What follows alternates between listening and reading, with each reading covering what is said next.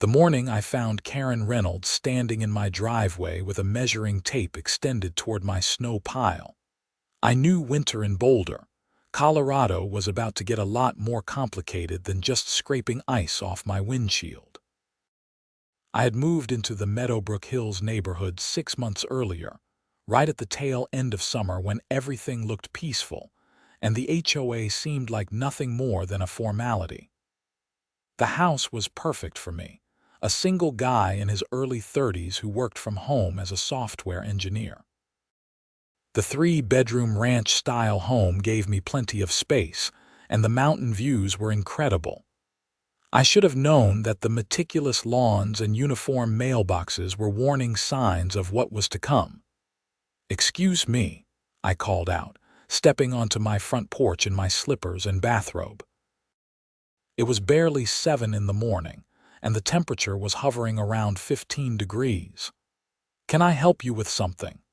Karren turned to face me, and I recognized her immediately as the HOA president who had introduced herself when I moved in. She was probably in her late 40s, with blonde highlights that looked expensive, and a perpetually pinched expression that suggested she had been sucking on lemons since birth.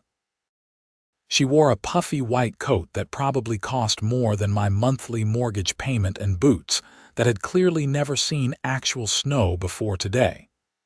"Mr. Grayson," she said, her voice carrying across my yard with an authority that made me bristle. "Your snow pile is in violation of HOA Code 3.7, Section B. It exceeds the permitted height of 30 inches and extends beyond the acceptable distance from your property line." I blinked at her, still processing the fact that someone was actually measuring my snow pile. "Are you serious right now? We got 2 feet of snow last night. Where exactly am I supposed to put it?" "That is not my concern," Karren said, making a notation on the clipboard she had tucked under her arm. "The rules are clearly stated in your HOA agreement, which you signed when you purchased the property. You have 48 hours to remedy this situation or face a fine of $100 per day." She clicked away in her ridiculous boots before I could respond, leaving me standing there in the freezing cold, staring at the pile of snow that my snow blower had deposited at the edge of my driveway. It was just snow. Normal, regular snow that happens when you live in Colorado in the middle of February. I went back inside and made coffee, trying to convince myself that this was just Karren being Karren, and that nothing would actually come of it. I had heard stories from my neighbor Tom about some of her more ridiculous complaints, but I had managed to fly under the radar until now. My lawn was maintained, my trash cans were stored properly, and I had even painted my front door the approved shade of colonial blue from the HOA color palette. But apparently, I had committed the cardinal sin of creating a snow pile that was too tall. The next morning, I woke up to 3 police cars parked on my street. I threw on some clothes and rushed outside, my heart pounding because I thought something terrible had happened to one of my neighbors. Instead, I found 2 officers standing in my driveway, looking extremely uncomfortable, while Karren stood off to the side with her arms crossed and a satisfied smirk on her face. "Are you Samuel Grayson?" one of the officers asked. He was a young guy, probably mid-20s, with a name tag that read Officer Martinez. "Yes, that's me." "What's going on?" The officer exchanged a glance with his partner, an older woman with gray hair pulled back in a tight bun. "We received a call about a public nuisance on your property." "Something about an illegal snow pile," I stared at them. "You're kidding." "We never kid about public safety," Karren interjected, stepping forward. "That snow pile is a hazard. Children could climb on it and hurt themselves. It is obstructing the view of the street.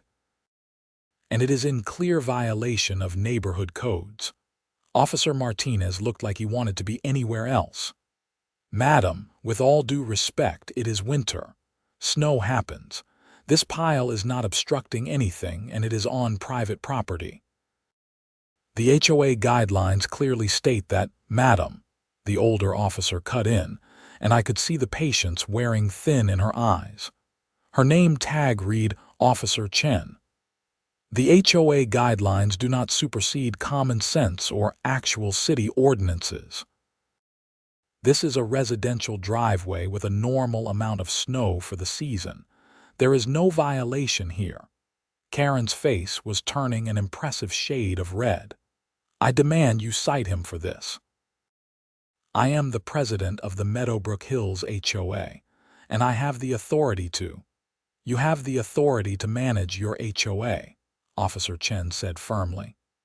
You do not have the authority to waste police resources on frivolous calls. If you continue to do so, you could be charged with making false reports. I almost laughed at the expression on Karren's face, but I managed to keep it together. The officers apologized for the inconvenience, got back in their cars, and left. Karren stood there for a moment, glaring at me like this was somehow my fault, before stalking back to her house 3 doors down. Tom came over later that evening with a 6-pack of beer. He was in his 50s, a retired firefighter who had lived in the neighborhood for over a decade. "Heard you had some excitement this morning," he said, settling into my couch. "Karren called the cops on my snow pile." Tom laughed so hard he nearly spilled his beer. "That woman is something else. Last year she tried to fine the Hendersons because their Christmas lights were too bright.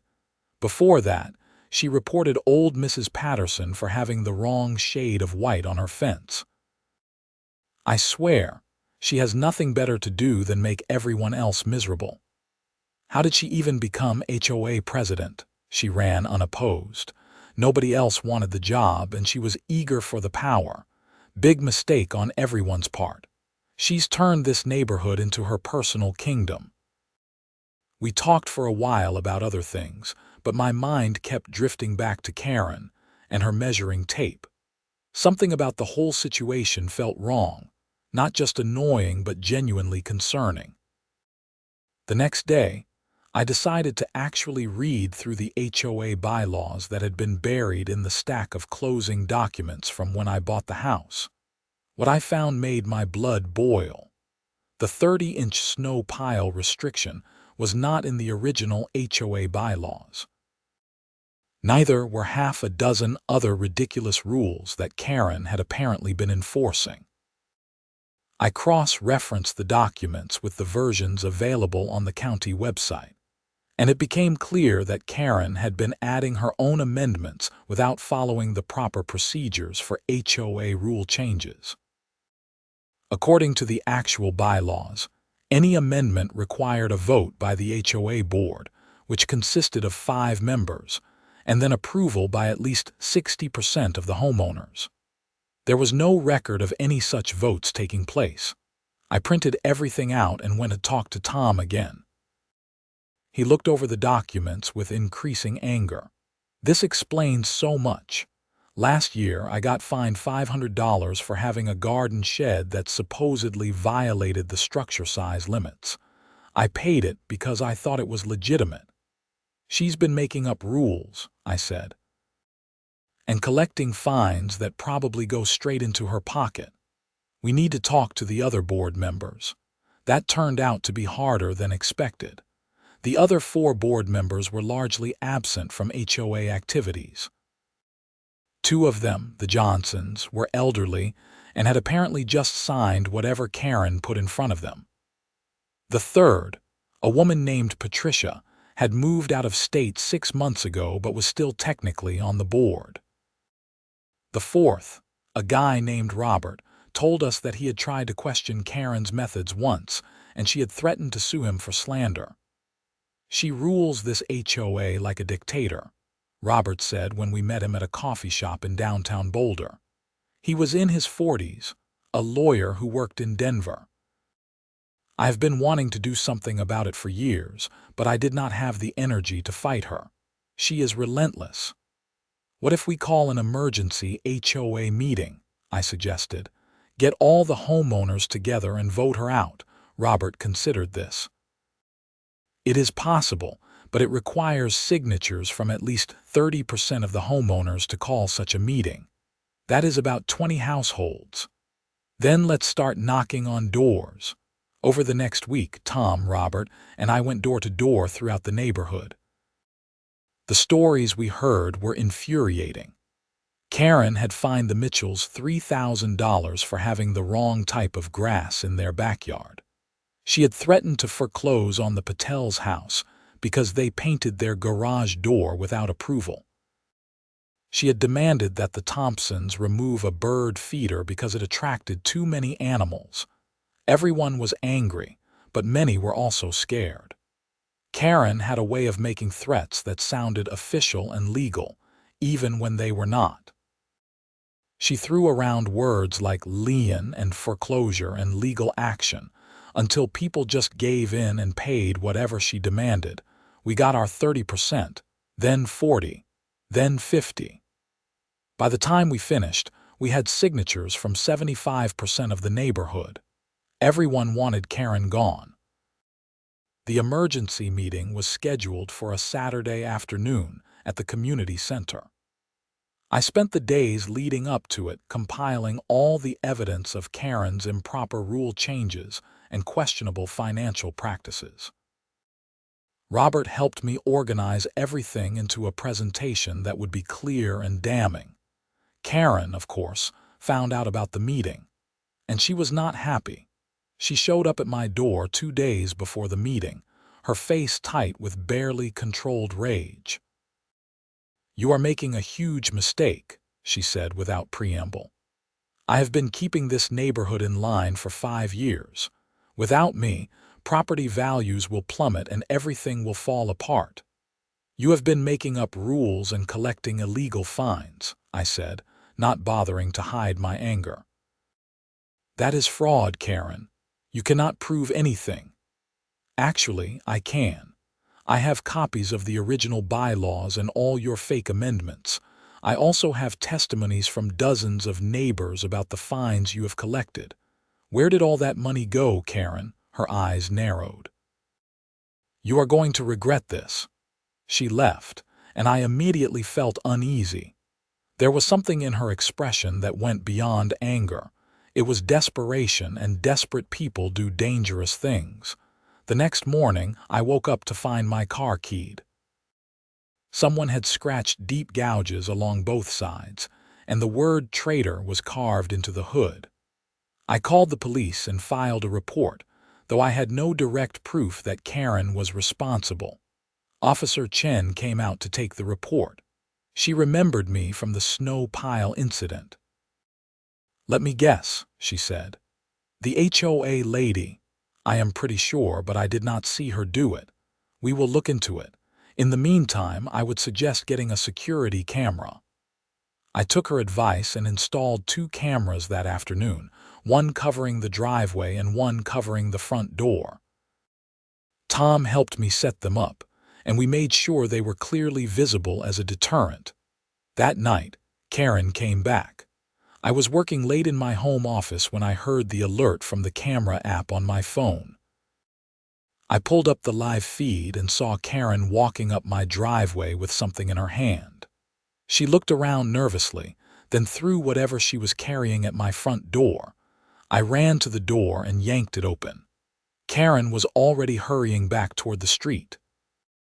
On my doorstep was a brick with a note wrapped around it. The note said, "Drop this or you will be sorry." "Karren," I shouted. "I have you on camera." She froze, then turned around slowly. Even from a distance, I could see the panic in her eyes. "You cannot prove anything," she said, but her voice lacked conviction. "The camera just recorded you throwing a brick at my door with a threatening note. That is vandalism and harassment. I am calling the police right now." She ran. Actually ran, in her expensive boots, slipping slightly on the icy sidewalk as she rushed back to her house. Officer Martinez and Officer Chen both came out this time. I showed them the footage, and they went to Karren's house to question her. I could hear the raised voices from 3 doors down. When the officers came back, they looked grim. "She denied it at first," Officer Martinez said, "but when we told her we had video evidence, she broke down. She admitted to keying your car too. We are going to charge her with vandalism, harassment, and criminal threats." "What happens now?" "She will be arrested and processed. Given the value of the damage to your car and the threatening nature of the note, she is looking at some serious charges. You will need to come down to the station tomorrow to give a formal statement." They arrested Karren right there. I watched from my window as they led her to the patrol car in handcuffs, her face streaked with tears and mascara. Part of me felt bad, but mostly I just felt relieved that this was over. Except it was not over. Not by a long shot. The next day, Robert called me in a panic. "Sam, you need to see this. Karren had access to the HOA bank account, and I just got a look at the statements. She has embezzled over $150,000 over the past 5 years. What? The fines, the dues, everything. She has been depositing it into the HOA account and then transferring large sums to her personal account every month. There are records of fake invoices for maintenance work that was never done, payments to contractors that do not exist. This is major fraud." We immediately contacted the police and turned over all the financial records. Detective Sarah Morrison was assigned to the case, a sharp woman in her 30s who specialized in white-collar crime. She spent 2 days going through everything we gave her. "This is one of the most blatant cases of embezzlement I have seen," she told us during a meeting at the station. She was not even trying to hide it very well. She must have thought no one would ever question her authority enough to look into the finances. The HOA meeting went ahead as planned, even with Karren in jail. The community center was packed. Everyone wanted to know what was going on. Robert stood up and explained everything: the fake rules, the illegal fines, the embezzlement. The room erupted in anger and disbelief. We voted unanimously to remove Karren from the board and to dissolve the existing board entirely. A new election was held on the spot, and 5 new members were chosen, including Robert and Tom. I was asked to join as well, but I declined. I had never wanted to be involved in HOA politics in the first place, and this whole experience had soured me on the concept entirely. The new board's first order of business was to contact a lawyer about recovering the stolen funds. The HOA insurance policy covered some of the loss, but there was no guarantee we would get everything back. The lawyer also advised us that any fines Karren had collected under false pretenses needed to be refunded to the homeowners. Karren's criminal case moved faster than I expected. She was charged with embezzlement, fraud, vandalism, harassment, and criminal threats. Her lawyer tried to negotiate a plea deal, but the prosecutor was not interested in being lenient. The amount of money involved and the number of victims made this a serious case. The trial was scheduled for late spring. In the meantime, Karren was released on bail with strict conditions. She was not allowed to have any contact with anyone in the neighborhood, and she had to surrender her passport. Her husband, a quiet man named David, who I had only met once or twice, filed for divorce immediately. Apparently, he had no idea what she had been doing. Life in the neighborhood slowly returned to normal. The new HOA board reversed all of Karren's made-up rules and focused on actual maintenance and community building. They organized a neighborhood barbecue in March, once the weather started to warm up, and it felt like everyone could finally breathe again. My snow pile melted naturally as spring approached, never having caused a single problem for anyone. The trial began in April. I was called as a witness, along with dozens of other homeowners. One by one, we testified about Karren's behavior, the illegal fines, the threats, the general atmosphere of fear she had created. The prosecution presented the financial records showing the embezzlement in stark detail. Karren's defense was weak. Her lawyer tried to argue that she had simply been overzealous in her duties and had made some accounting errors, but the evidence was overwhelming. The jury deliberated for less than 4 hours before returning with a guilty verdict on all counts. The sentencing hearing was held 2 weeks later. The judge was a stern woman in her 60s who clearly had no patience for Karren's crimes.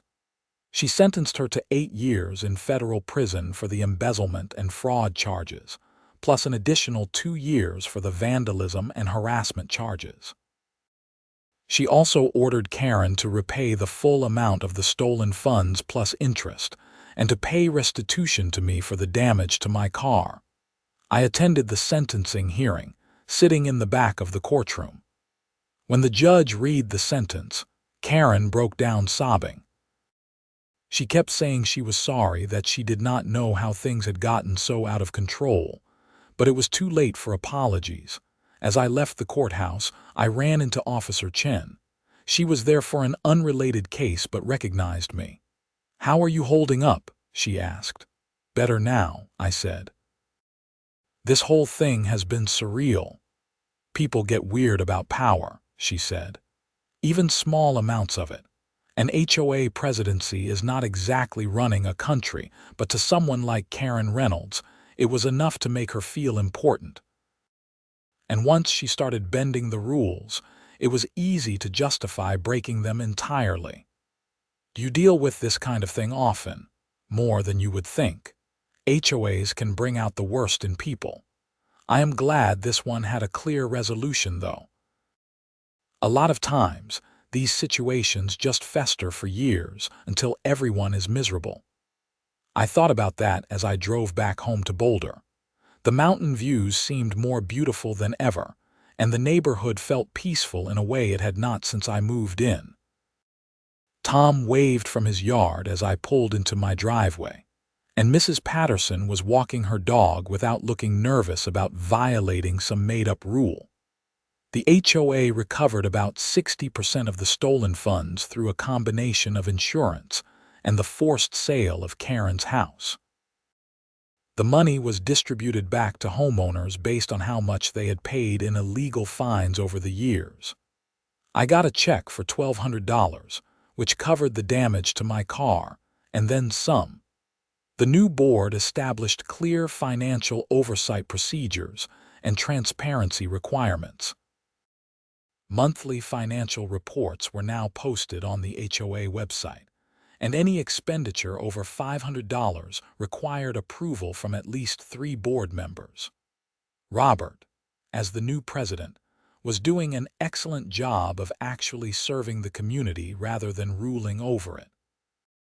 Summer arrived, and with it came the neighborhood barbecue that became a monthly tradition. It was at one of these gatherings, surrounded by neighbors who were now friends, that I realized how much had changed in such a short time. We had gone from living in fear of arbitrary rules and petty tyranny to actually enjoying where we lived. Tom raised his beer and made a toast.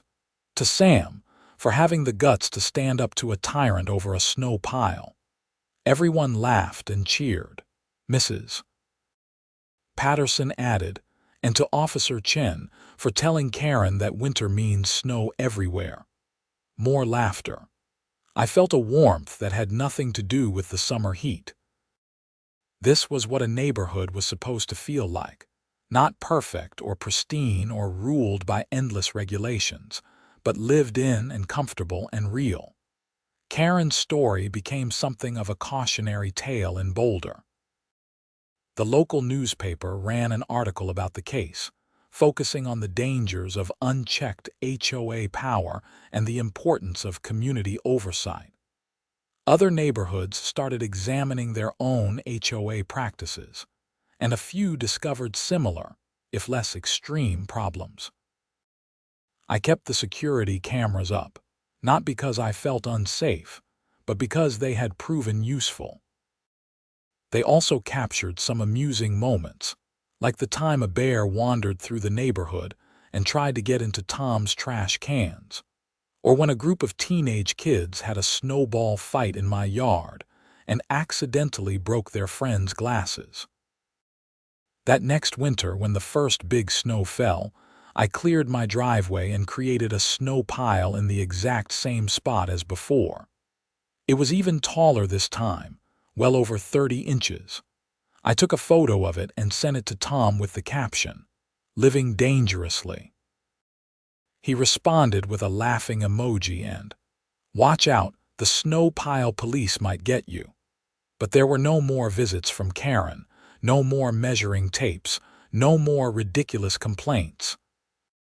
She was serving her sentence at a federal prison in California, far from Colorado and the neighborhood she had terrorized.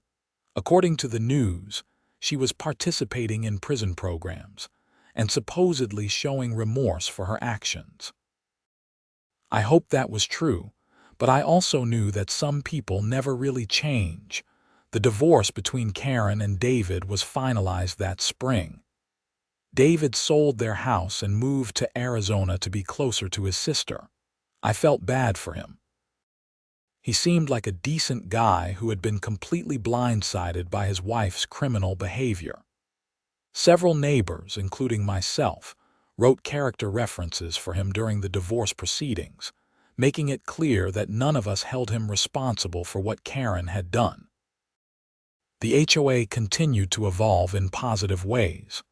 The new board organized movie nights in the community center, started a neighborhood watch program that actually made sense, and created a fund to help elderly residents with maintenance tasks. Mrs.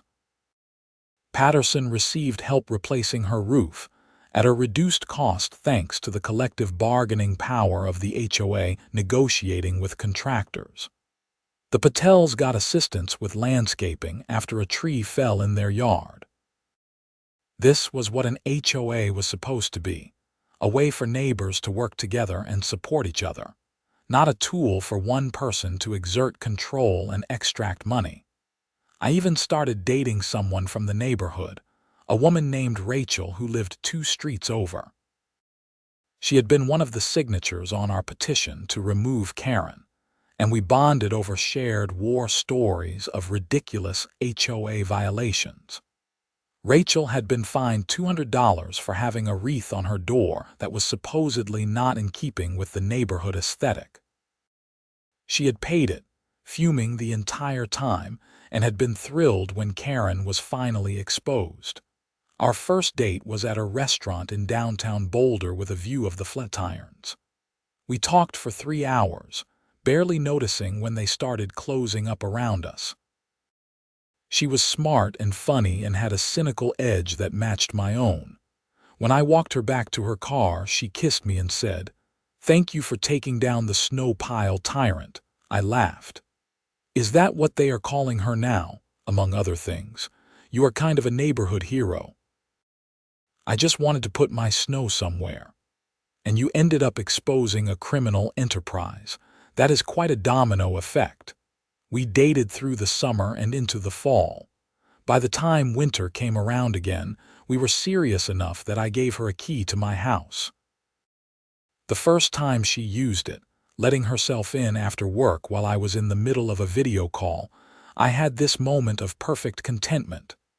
This was home, not just the house, but the neighborhood, the community, the life I had built here.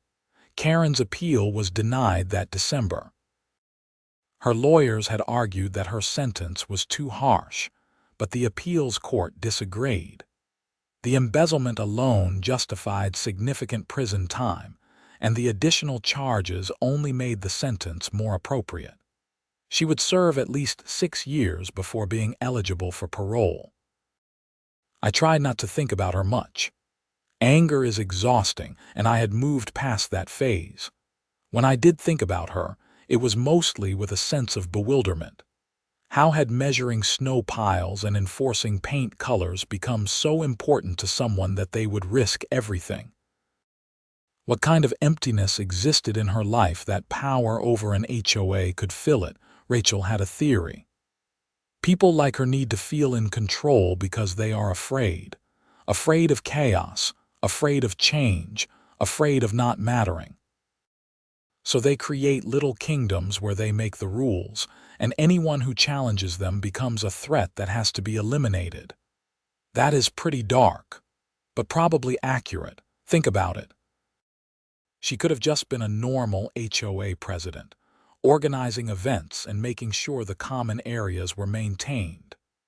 Instead, she made up rules and collected illegal fines and terrorized people over snow piles. That is not normal behavior. That is someone who is deeply insecure and compensating badly. I thought Rachel might be right. Not that it excused anything Karren had done, but it helped make sense of it. And understanding, even without forgiveness, brought a kind of closure. The neighborhood continued to thrive. Property values actually went up after Karren's removal, contrary to her dire predictions.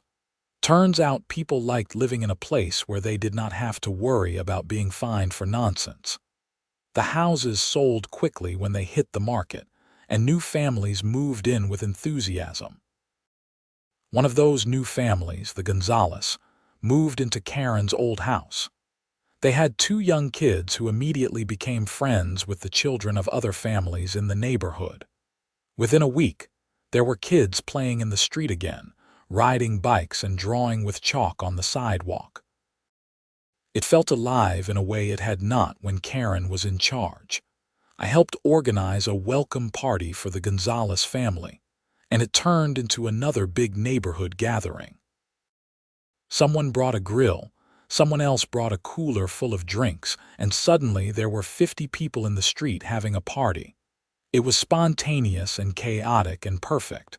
Mr. Gonzalez pulled me aside at one point. I heard about what happened here before we moved in. The real estate agent told us the whole story. I just want to say thank you for dealing with it. This neighborhood is exactly what we were looking for. Just wanted to put my snow somewhere, I said, and he laughed.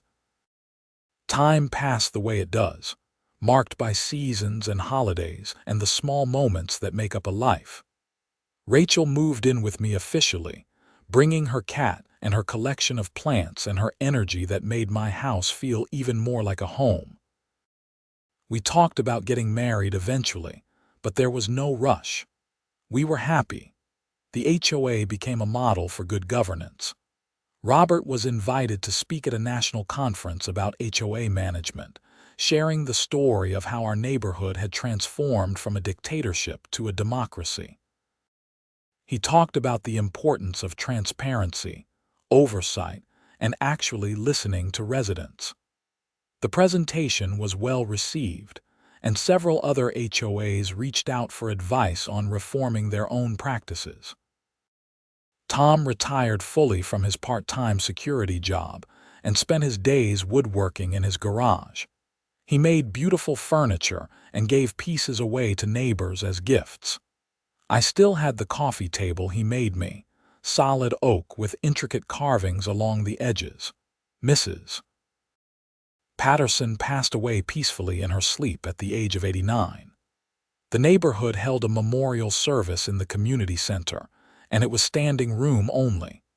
She had been a beloved figure, kind and gentle, and always ready with cookies for any child who knocked on her door. Her family was touched by the turnout and the stories people shared.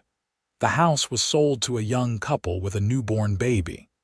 They painted the fence, but nobody cared what color they chose. They planted a garden, but nobody measured it. They lived their life, and the neighborhood was better for having them. Karren became eligible for parole after 6 years. I heard about the hearing through Robert, who still kept tabs on the case. She was denied parole. The board cited her lack of genuine remorse and concerns about her ability to reintegrate into society without reoffending. She would serve at least 2 more years before being considered again. I did not feel satisfaction or vindication when I heard that. Mostly, I just felt sad. Sad that someone had thrown away so much over something so trivial. Sad that pride and pettiness had ruined her life and hurt so many others. Sad that it had come to this at all. But life went on. Rachel and I did eventually get married. A small ceremony in our backyard with the mountains as our backdrop and our neighbors as our witnesses. Tom officiated, having gotten ordained online for the occasion. It was perfect, simple and meaningful, and surrounded by people who genuinely cared about us. We honeymooned in New Zealand, 2 weeks of incredible scenery and adventure. When we came back, there was a welcome home banner strung across our garage, put up by the neighbors while we were gone. That was the kind of neighborhood it had become. Years passed. The HOA continued to function well under rotating leadership. Robert served 2 terms as president before stepping down. Tom took over after him, then a woman named Jennifer who had moved in 3 years after the Karren incident. Each brought their own style, but maintained the core principles of transparency and community service. I occasionally saw news stories about other HOA horror stories. Petty tyrants in other neighborhoods making life miserable over grass height or garage door colors or Christmas decorations. Each time I felt grateful that we had dealt with our problem decisively. It could have dragged on for years. It could have destroyed the community entirely. Instead, it had ultimately made us stronger. The snow piles came and went with each winter, unremarked upon and unmeasured. They were just part of living in Colorado, as natural as the mountains on the horizon or the clear blue sky. Nobody ever called the cops about them again. I thought about Officer Chen sometimes, and her comment about winter meaning snow everywhere. It seemed like such an obvious statement, but it had been exactly what was needed in that moment. A reminder that some things are just part of life, and trying to control every aspect of existence is not only futile but exhausting for everyone involved. Rachel and I had our first child, a daughter we named Sophie. Tom made her a crib with such care and craftsmanship that it belonged in a museum. Mrs. Gonzalez organized a baby shower that turned into another neighborhood party. The Mitchells, who had been fined for their grass under Karren's regime, brought a huge gift basket filled with baby supplies. Sophie grew up in a neighborhood that felt safe and welcoming. She played in yards without anyone measuring where the property lines were.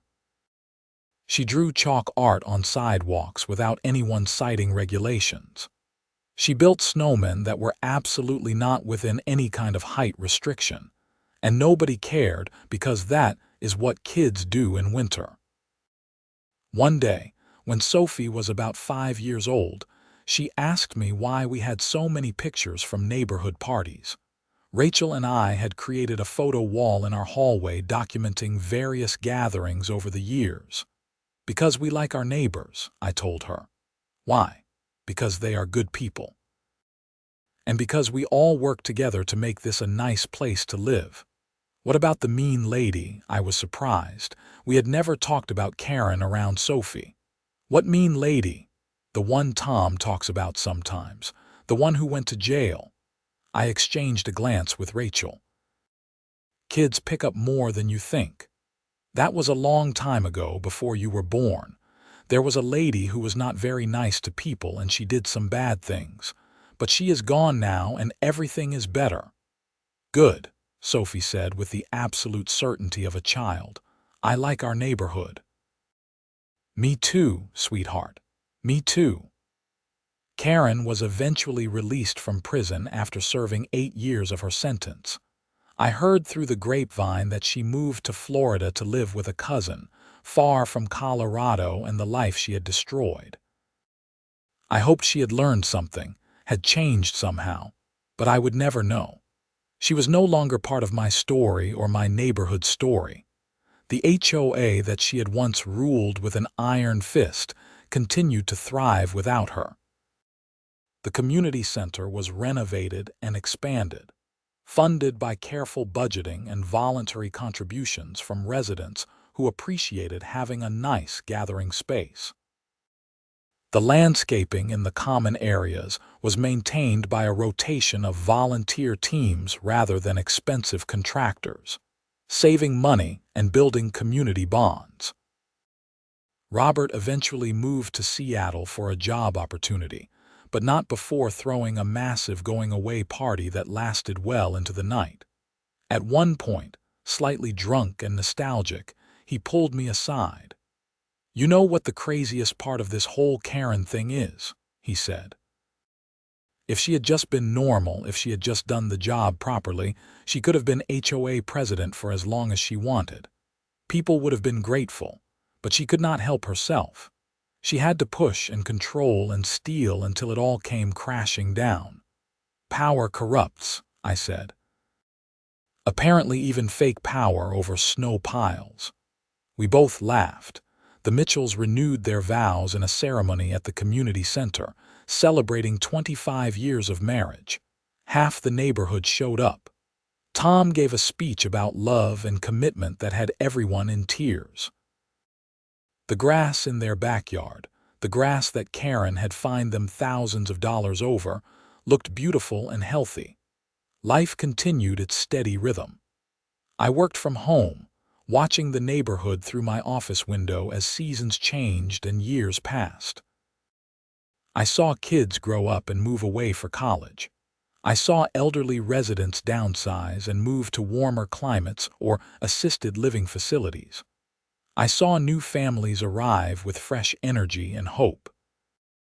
The security cameras I had installed during the Karren crisis captured countless mundane moments: package deliveries, stray cats, the occasional fox wandering through in the early morning hours. They also captured break-ins exactly 0 times.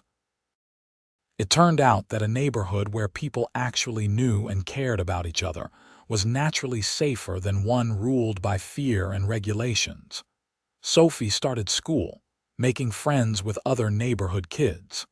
They played together after school, their laughter echoing through the streets.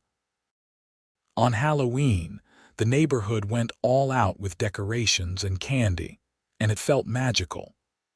On the 4th of July, someone always organized a party with a view of the fireworks from the foothills. These were the things that mattered, not the height of snow piles or the shade of paint on a door or the precise dimensions of a garden shed.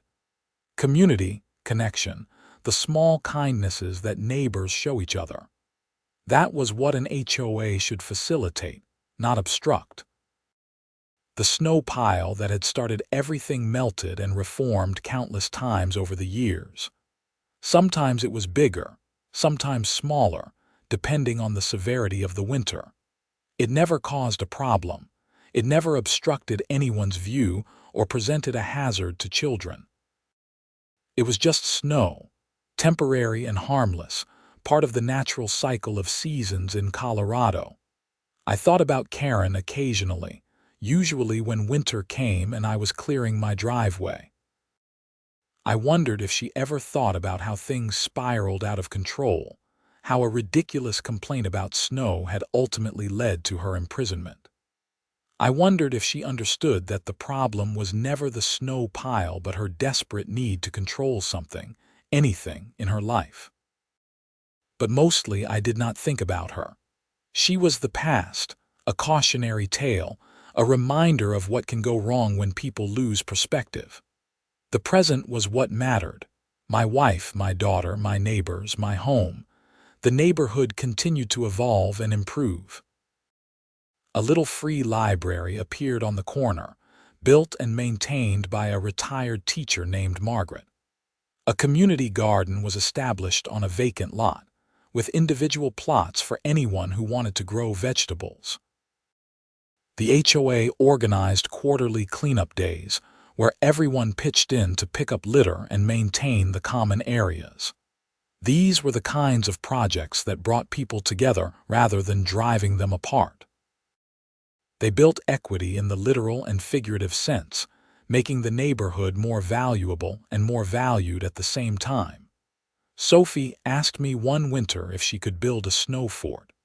I helped her create an elaborate structure in our front yard, complete with walls and tunnels and a flag on top. It was definitely more than 30 inches tall. It probably violated a dozen of Karren's made-up rules. It was also one of the best afternoons I had ever spent with my daughter. Kids from the neighborhood came over to play in the fort, and soon there was a whole snow village taking shape across several yards. The parents stood around drinking hot chocolate and supervising loosely. Someone made a joke about HOA violations, and we all laughed. The fear was gone. The petty tyranny was over. We were just neighbors enjoying winter with our kids. Officer Chen drove by at one point, on patrol in the neighborhood. She rolled down her window and called out, "That is a pretty serious snow structure. Might have to cite you for that." Everyone froze for a second before realizing she was joking. She was grinning. "Looks great, actually. Stay warm, everyone." She drove off, and the parents erupted in laughter. Even after all these years, the absurdity of the original incident still resonated. A snow pile. All of this over a snow pile. But it had never really been about the snow. It had been about power and control and one person's inability to let other people live their lives. The snow pile was just the excuse, the catalyst that exposed something rotten that had been festering for years. Removing Karren had been necessary. Holding her accountable for her crimes had been justice. But the real victory was what came after. A neighborhood that functioned the way it should, with mutual respect and genuine community spirit. Years went by, each one adding new memories and new moments to the collective story of Meadowbrook Hills. The neighborhood became known throughout Boulder as one of the best places to live, not because of strict rules or uniform appearances, but because of the people who lived there and the culture they had built together. I grew older, watching my hair turn gray and my daughter turn into a teenager. Rachel and I talked sometimes about moving to a bigger house, maybe something with more property outside of town. But we never did. We were rooted here, connected to this place and these people in ways that went beyond property lines and legal documents. The HOA remained stable and functional under various leadership teams. No one tried to become a dictator. No one made up fake rules or embezzled funds. The monthly meetings were well attended but brief, focused on actual business rather than petty complaints. Sophie went to college eventually, choosing a school in California. The house felt empty without her constant energy, but Rachel and I adjusted. We had each other and our neighbors and a life we had built together in this community. Karren's name came up less and less over the years, until she was barely mentioned at all. New residents had no idea who she was or what had happened. The old-timers like me and Tom remembered, but it felt like ancient history now. Tom passed away in his sleep at 73, having lived a full and happy life. The neighborhood mourned together, holding a memorial service that celebrated everything he had been: firefighter, friend, neighbor, mentor.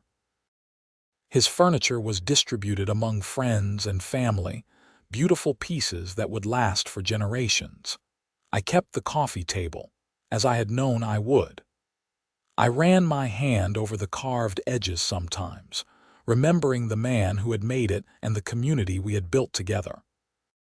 He had been there from the beginning, helping me gather signatures and confront Karren and create something better. Life continued. More neighbors came and went. The houses changed hands. The HOA adapted to new needs and new situations. But the core principles remained: transparency, community, mutual respect. The lessons learned from the Karren era had been absorbed into the culture of the neighborhood. I eventually retired from software engineering, though I still did some consulting work from home. It gave me more time to spend with Rachel, to travel, to enjoy the life we had built. We took road trips through the mountains, visited Sophie in California, spent lazy mornings reading on our back deck with the mountain views stretching out before us. The snow still came every winter, piling up in driveways and yards and streets. I still cleared my driveway with the same snow blower, creating the same pile in roughly the same spot. No one ever measured it.